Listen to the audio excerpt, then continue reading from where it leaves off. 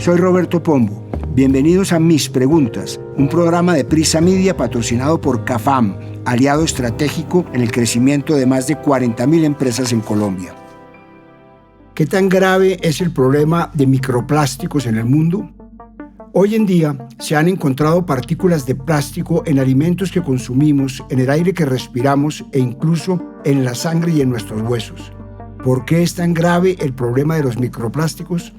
¿Cuáles son los riesgos para la salud humana? Para este capítulo hablamos con Carolina Urrutia, exsecretaria de Ambiente de Bogotá, con Nicolás Rico, CEO de Ecology Pack, con el abogado ambiental Camilo Quintero y con Camilo Prieto Valderrama, profesor de Cambio Climático y Salud Ambiental de la Universidad Javeriana. Soy Roberto Pombo y este es el capítulo 159 de Mis Preguntas. Bienvenidos. Con cierta frecuencia, termino llegando a historias que comienzan de una forma y terminan de otra. Este es el caso del experimento agrícola más antiguo de la humanidad. La historia comenzó en 1822, cuando John Bennett Lawes heredó la propiedad familiar de Rothamsted en Inglaterra a los 18 años. Por más de una década, este joven terrateniente inglés se dedicó a experimentar con plantas medicinales en macetas, probando diferentes abonos para ver cuáles funcionaban mejor. Era una curiosidad de aficionado, sin metodología científica rigurosa. Pero todo cambió en 1842. Aunque desde hacía siglos se han usado huesos molidos como fertilizantes, Lawes hizo un descubrimiento extraordinario. Al tratar los fosfatos minerales con ácido sulfúrico, descubrió que producían un abono muchísimo más efectivo. Hasta ahí es la historia de un joven heredero que se hizo millonario con sus descubrimientos, pero la historia en realidad es más larga y afecta a otros aspectos inimaginados todavía hoy, casi 200 años después. A pesar de que el negocio de fertilizante fue un éxito, Lawes siguió su trabajo de investigación agrícola y buscó a un joven químico alemán de 26 años, Joseph Henry Gilbert, que había conocido tiempo atrás. Gilbert estableció algo que cambiaría para siempre la investigación agrícola: la recolección y conservación sistemática de muestras. Lawes y Gilbert conservaron muestras de cultivos, suelos, fertilizantes y estiércol de los experimentos de largo plazo que datan de la década de 1840. Lo que comenzó como una colección modesta se transformó en un tesoro científico sin precedentes. Las siguientes generaciones de científicos de Rothamsted siguen añadiendo muestras a la colección y el archivo de muestras ahora comprende aproximadamente 300.000. Este recurso único es de inmenso valor científico. Ningún otro experimento de largo plazo tiene un archivo de material semejante. Este archivo es testigo de los muchos cambios que ha vivido el mundo. En los muchos cambios en las muestras en la tierra almacenada que ha permitido ver este experimento, hay unas con trazas radioactivas que se recogieron entre 1940 y 1950 que resultaron de las pruebas de armas nucleares de la época. Sin embargo, lo más curioso son las muestras de tierra en las que aparecen las primeras trazas de microplástico. Según Andy McDonald, actual custodio del archivo de Rothamsted Research, el uso de plásticos en la sociedad se inició a gran escala alrededor de la década de 1920 y en el archivo vieron un gran aumento a partir de la década de 1960. Así como en la tierra, se cree que hay trazas de plástico en el agua que consumimos, en el aire que respiramos e incluso en los organismos de seres vivos, incluyéndonos nosotros los humanos. Según datos de la ONU, cada año se producen más de 400 millones de toneladas de plástico en todo el mundo, la mitad de las cuales están diseñadas para un solo uso. De ellas, menos del 10% se recicla y se estima que 11 millones de toneladas terminan anualmente en lagos, ríos y mares. Esto equivale aproximadamente al peso de 2.200 Torres Eiffel juntas. ¿Cómo llegamos a producir, consumir y desechar tanto plástico en el mundo?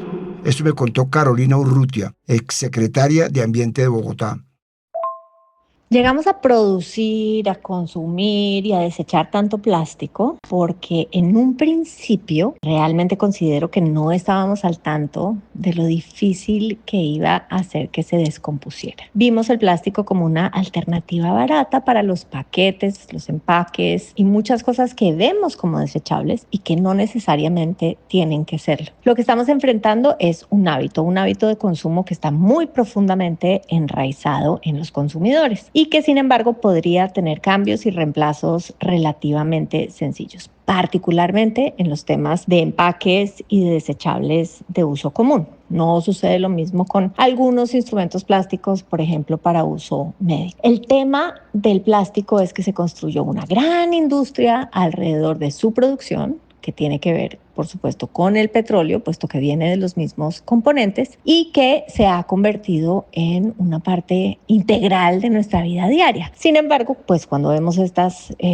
imágenes realmente escandalizantes de la acumulación de los desechos plásticos, pues nos escandalizamos, por supuesto, y creo que la industria misma está buscando reemplazos. Sin embargo, no hemos logrado que los puntos de precio comparen. Hoy en día se pueden usar materiales compostables que realmente podrían tener una vida útil quizás más corta, como la de que se requiere para un desechable, pero siguen siendo mucho más caros que los componentes plásticos. Hemos visto en Colombia, por ejemplo, cómo el marco legal y regulatorio para el uso de bolsas plásticas ha causado ya una revolución en el uso de estos insumos. Incentivos parecidos, como el impuesto a las bolsas plásticas, nos servirían mucho con otros desechables. Yo no creo que la prohibición sea necesariamente la solución, pero necesitamos en nuestra mente darnos cuenta que los plásticos no son realmente desechables, que tenemos que reemplazarlos por otros materiales que realmente sí lo sean. Y sí, a través de marcos regulatorios y tributarios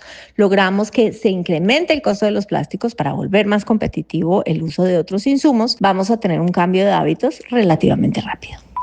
Piense por un instante en lo presente que está el plástico en nuestras vidas. Mire a su alrededor, está en todos lados, en los celulares, en su cepillo de dientes, en la peinilla, en vasos, en envoltorios, en fin. Desde que se comenzó a usar a principios del siglo XX, la producción y el consumo de plástico en el mundo solo ha incrementado. Según datos de Statista, en 2023 la producción mundial de plásticos llegó a más de 450 millones de toneladas métricas. A la par de este crecimiento, el valor de mercado de los plásticos también sigue creciendo. Para poner en contraste cómo ha crecido la producción de plástico, piense en que en 1950 el mundo producía solo 2 millones de toneladas. Desde entonces, la producción anual de plástico aumentó casi 230 veces y en lo que va de este siglo, la producción se ha duplicado. Ese aumento en la producción se ha convertido en un problema ambiental y es toda una cadena. Primero, se calcula que desde 1950, 75% de todo el plástico producido se ha convertido en residuos, la mayoría de los cuales terminan en el medio ambiente, incluyendo los océanos. Menos del 10% de los residuos plásticos se recicla. A este tipo de material le toma entre 150 a 1000 años para biodegradarse. Y mientras esto pasa, esas millones de toneladas de plástico terminan en vertederos, bosques, ríos y mares.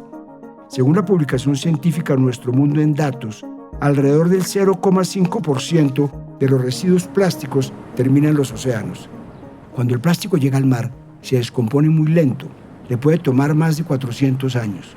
Entonces se descompone en partículas diminutas que pueden ser increíblemente dañinas para toda la vida marina. A estas diminutas partículas es que se les conoce como microplásticos. Pueden ser tan pequeñas que a menudo se necesita un microscopio para verlas. Estas partículas están presentes en todas partes de la naturaleza y por tanto afectan tanto a la vida silvestre como a los humanos. Según un estudio publicado en la revista Nature, cada año se vierten más de 52 millones de toneladas de plásticos al medio ambiente. Para que dimensione el problema, si estos desechos plásticos se ponen en línea, le darían la vuelta al mundo más de 1500 veces. Entonces tenemos millones de toneladas de plástico en el mundo que se descomponen soltando sustancias peligrosas en mares, ríos, bosques, etc. Lo grave es que la contaminación plástica es una amenaza para las especies marinas porque las expone a un mayor riesgo de ingerir plástico, asfixiarse o quedar atrapadas en la contaminación. Algunas investigaciones indican que se sabe que más de 1500 especies en entornos marinos y terrestres ingieren plástico. y según advirtió el Programa de las Naciones Unidas para el Medio Ambiente, la contaminación con plástico puede alterar los hábitats y los procesos naturales, reduce la capacidad de los ecosistemas para adaptarse al cambio climático y afecta directamente los medios de vida de millones de personas, la capacidad de producción de alimentos y el bienestar social. El Foro Económico Mundial proyecta que sin intervención, la industria mundial del plástico representará el 20% del consumo total del petróleo y hasta el 15% de las emisiones globales de carbono para 2050. Estos datos son alarmantes, por eso busqué a Nicolás Rico, CEO de Ecology Pack, para preguntarle, ¿es técnica y económicamente viable reducir la producción de plásticos virgen en el mundo? Por supuesto que sí es posible, pero no es apagar la industria ya, es más bien cambiar el mix, y eso basado en 3 pilares. El primero es eliminar lo evitable, el segundo sería rediseñar o estandarizar, y el tercero podríamos hablar de una disciplina bien formal de lo regulatorio. Eliminar lo evitable hace mención de usos de un solo uso y de envases multicapa que no son reciclables. Cuando hablamos de rediseño es más bien fijarnos en el monomaterial, en lo reciclable real, o sea, lo de verdad, y el porcentaje ni mínimo de contenido de lo reciclado. Es decir, que no se use el 5%, el 10%, el 30%, que es lo que dice hoy la norma, sino que aumentemos ese porcentaje. Y lo tercero es una disciplina regulatoria, y cuando hablamos de esto es una responsabilidad extendida de nosotros los productores, también de un sistema de postconsumo serio, pero con un pilar. Y ese pilar o ese verbo rector debería ser el depósito de evolución. También podría incluirse, pienso, otro pilar o otro ítem que debería ser las compras públicas, porque eso permitiría una recircularidad. Con esas reglas, varios mercados ya desacoplan el crecimiento y el consumo de resinas vírgenes. Así que, de nuevo, sí es posible. Esas pequeñas partículas de plásticos que están por todo el mundo, en todos lados, descomponiéndose, son muy peligrosas para todas las formas de vida. Según una revisión científica publicada en la revista Nutrients, estas partículas microscópicas han sido detectadas en muchas especies marinas, pero también en agua potable y en numerosos alimentos. Es como si tuviéramos una contaminación invisible que ha penetrado toda la cadena alimentaria, desde el pez más pequeño hasta nuestra mesa. Se encuentran en todos los ecosistemas, aguas superficiales, sedimentos marinos, playas, suelos e incluso en la lluvia y en la nieve. En 2020, científicos publicaron el primer estudio que investigó cómo los microplásticos dañan a los pequeños animales que viven en la Tierra. Este trabajo, que apareció en la revista científica Proceedings of the Royal Society, reveló algo alarmante. Los investigadores descubrieron que la contaminación plástica está acabando con criaturas microscópicas del suelo como ácaros, larvas y otros animalitos diminutos. Aunque no los vemos, estos organismos son fundamentales porque mantienen la tierra fértil y saludable. El problema empeora cuando ciertos tipos de plástico liberan químicos tóxicos en la tierra. Estas sustancias peligrosas no se quedan ahí, se filtran hacia aguas subterráneas y ríos, contaminando el agua que beben otros animales y plantas de la zona. Lo más preocupante es que cuando las partículas de plástico se van rompiendo con el tiempo, se vuelven aún más tóxicas. Es como si cambiaran su personalidad química y se convirtieran en algo más dañino para los seres vivos. El resultado es un efecto dominó. Mientras más especies se vean afectadas, mayor es el riesgo de que todo el ecosistema se envenene. Es una reacción en cadena que puede tener consecuencias devastadoras para la naturaleza. Hay otra arista importante en todo este panorama, y es que estas pequeñas partículas de plástico también están en nuestros organismos. El artículo publicado en Nutrients señala que los humanos ingieren entre 74.000 y 121.000 partículas de microplásticos al año, principalmente a través del agua, la sal, la miel, la cerveza y sobre todo los productos marinos como pescados y crustáceos. También inhalamos microfibras plásticas presentes en el aire. Una vez dentro del cuerpo, estas partículas pueden llegar al hígado, riñones, pulmones, corazón e incluso al cerebro, porque algunas atraviesan la barrera hematoencefálica, una barrera entre la sangre y el cerebro que solo permite el paso de nutrientes esenciales como glucosa y oxígeno desde la sangre hacia el cerebro. Sí, los microplásticos ya se encuentran también en nuestro organismo. Se cree que en todo el mundo los seres humanos ingieren e inhalan más microplásticos que en ningún otro momento de la historia. En un estudio de la Universidad de Cornell, publicado en 2024, científicos descubrieron que el consumo de estas partículas se ha sextuplicado desde 1990, especialmente en diversos focos globales de contaminación como Estados Unidos, China, partes de Oriente Medio, el norte de África y Escandinavia. Esto ya es un hecho innegable. La investigación Consumo humano de microplásticos, publicada en la revista científica Environment, Science and Technology, tiene una conclusión aterradora. Fue hecha por investigadores de la Universidad de Victoria en Canadá, quienes estudiaron cuántos microplásticos consumen los estadounidenses en su alimentación diaria. Para esto, analizaron información de 26 investigaciones previas que incluían más de 3.600 muestras de alimentos.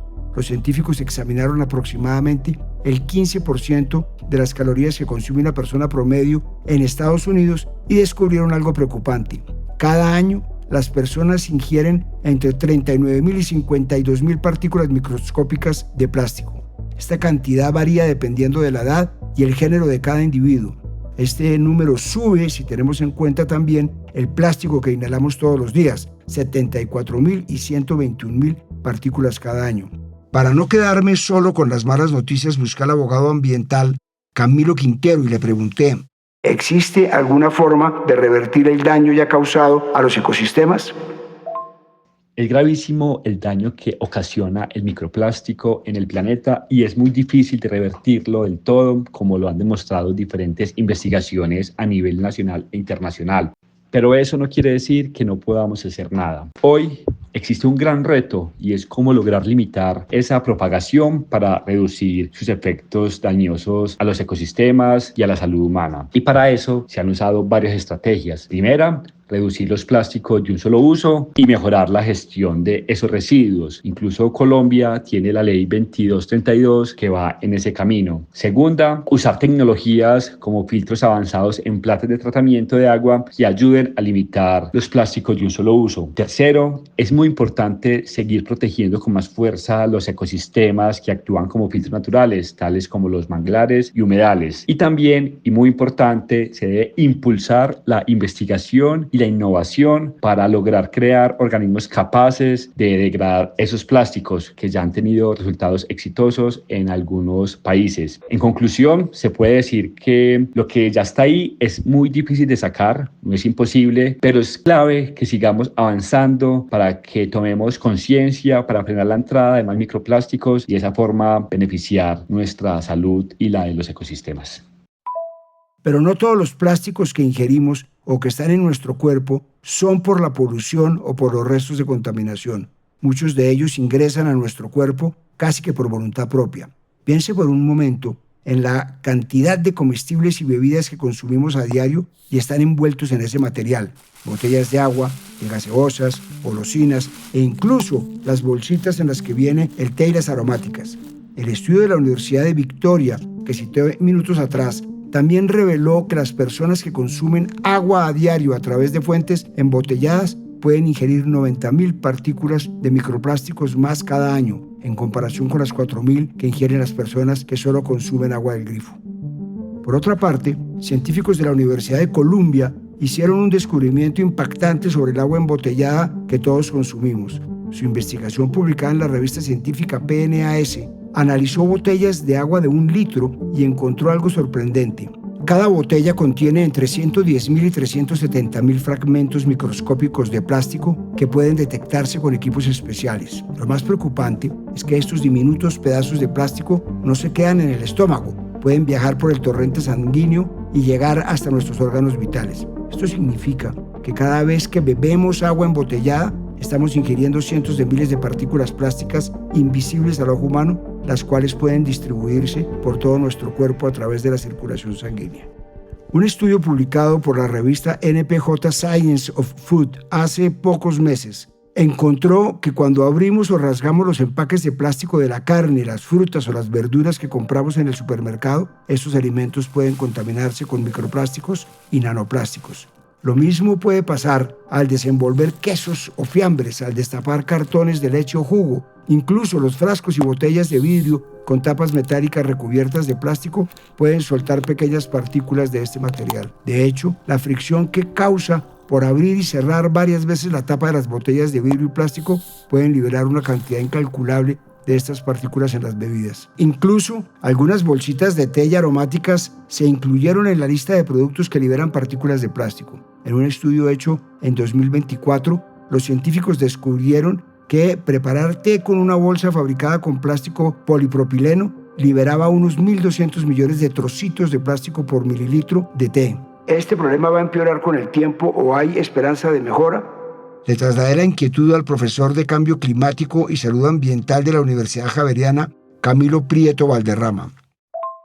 Otro asunto muy importante es de si va a mejorar o no. Bueno, hay varias cosas. El impacto que pueden tener los microplásticos en la salud humana es un motivo de mucha controversia. Muy posiblemente están vinculados como disruptores endocrinos. Ese es uno de los aspectos que más se está estudiando. Y evidentemente este es un problema que tiende a empeorar. No a mejorar, sino a empeorar. Por varias razones. La primera es porque cada vez la humanidad produce más plásticos. De hecho, en la actualidad, cerca del 6% del total del gas y petróleo que se saca del mundo se extrae en el mundo, se enfoca en la producción de plásticos. Se calcula que a 2020, estas son cifras del Foro Económico Mundial, no va a ser el 6%, va a ser el 20%. O sea, cada vez vamos a tener más plásticos. Segundo, no tenemos unas cadenas de recuperación de plásticos que sean eficientes, que sean funcionales. Y esto lleva a que más del 90% de los plásticos que se usan en el mundo pues no terminen siendo reciclados, sino terminen en el agua, en el suelo, y esto pues los involucren en cadenas tróficas y terminen circulando de un animal a otro y evidentemente pues también hacia el ser humano. Entonces no hay en este momento como una visión en la cual uno pueda soportar en la evidencia en decir que esto vaya a tender a mejorar.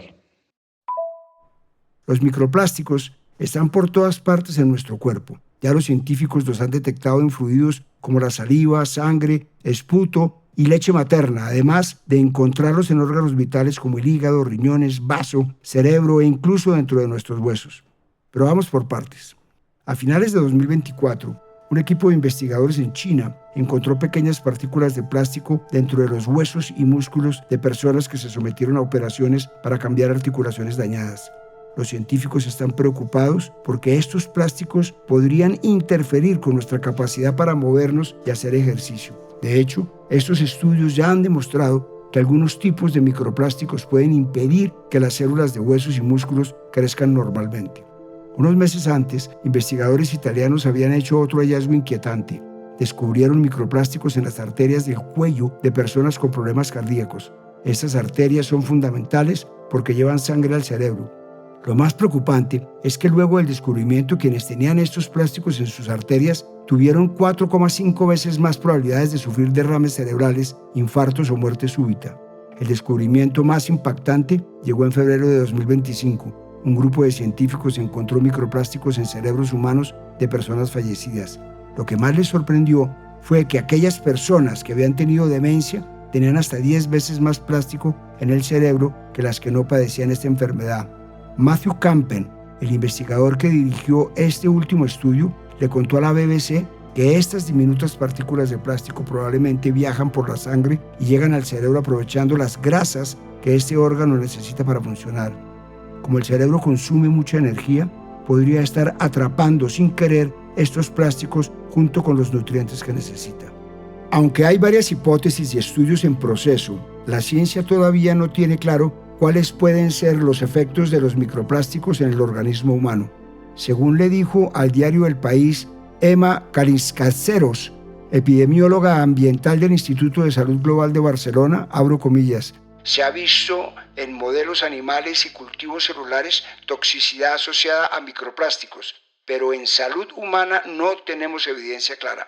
No sabemos cómo afectan a la salud a largo plazo. Cierro comillas.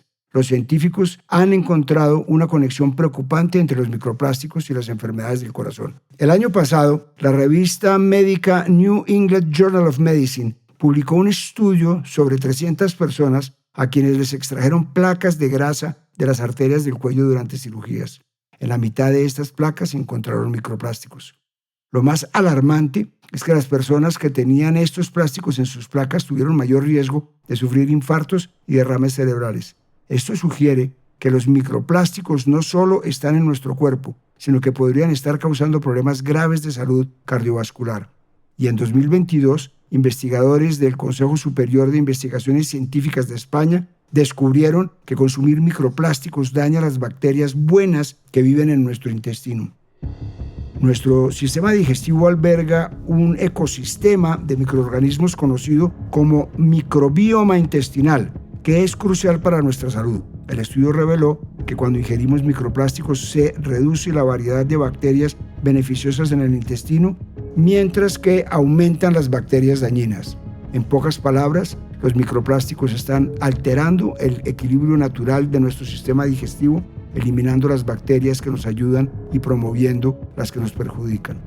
Y es que los microplásticos causan problemas químicos graves, especialmente cuando se descomponen en nuestro cuerpo. Durante este proceso liberan sustancias tóxicas como los ftalatos, sustancias químicas que se usan para ablandar los plásticos rígidos y hacerlos más flexibles, y el BPA, que actúan como disruptores hormonales y pueden alterar nuestro sistema endocrino. Las partículas más pequeñas, llamadas monoplásticos, son aún más peligrosas porque pueden provocar inflamación y atravesar barreras que normalmente nos protegen, como la que separa la sangre del cerebro o la placenta que protege al feto. Una vez que estos nanoplásticos logran entrar en nuestras células, pueden cambiar la forma en que funcionan nuestros genes y alterar las reacciones químicas esenciales para la vida. El panorama parece oscuro y ya que parece imposible no tener microplásticos en el cuerpo, ¿hay forma de eliminar estas partículas del organismo humano? Esto me contó Camilo Prieto Valderrama, profesor de Cambio Climático y Salud Ambiental de la Universidad Javeriana. Los microplásticos pueden fluir a través de la materia fecal, la orina, el sudor, pero no existe aún una sustancia quelante, es decir, algo que atrape aquellos microplásticos que se depositan en diferentes tejidos del cuerpo humano. ¿Dónde se han encontrado? Particularmente en la placenta. Esto quiere decir que los seres humanos, incluso antes de nacer, ya nos estamos relacionando con los microplásticos. Se ha encontrado también en el tejido cerebral, en la sangre, se ha podido encontrar en los pulmones. Y algo también muy llamativo es que se ha encontrado en las placas ateromatosas, es decir, en las placas que obstruyen arterias. Los plásticos están presentes en diferentes tejidos humanos, insisto, pero no hay manera de poderlos sacar de ahí. Solamente aquellos que de manera natural fluyen por los sistemas que enuncié al inicio. El plástico es un material que es omnipresente y actualmente necesario por sus propiedades como durabilidad, ligereza, versatilidad y bajo costo, que lo hacen indispensable en sectores críticos como la atención médica, el transporte, la conservación de alimentos y la energía. Sin embargo, estamos ante un problema grave para el medio ambiente y para la salud humana, y se hace necesario comenzar a pensar en una nueva solución que no termine infiltrándose en nuestra sangre y nuestros huesos. Soy Roberto Pombo y este fue el capítulo 159 de Mis Preguntas. Nos vemos en el próximo capítulo. A partir de este momento, este capítulo de Mis Preguntas queda disponible en todas las plataformas de podcast. Este episodio fue posible gracias a CAFAM, aliado estratégico en el crecimiento de más de 40.000 empresas en Colombia. Dirección: Roberto Pombo. Asesor editorial: Daniel Sampero Espina. Producción: Juan Abel Gutiérrez y Johnny Rodríguez. Guiones: Juan Abel Gutiérrez y Johnny Rodríguez. Postproducción de audio: Iván Ayala.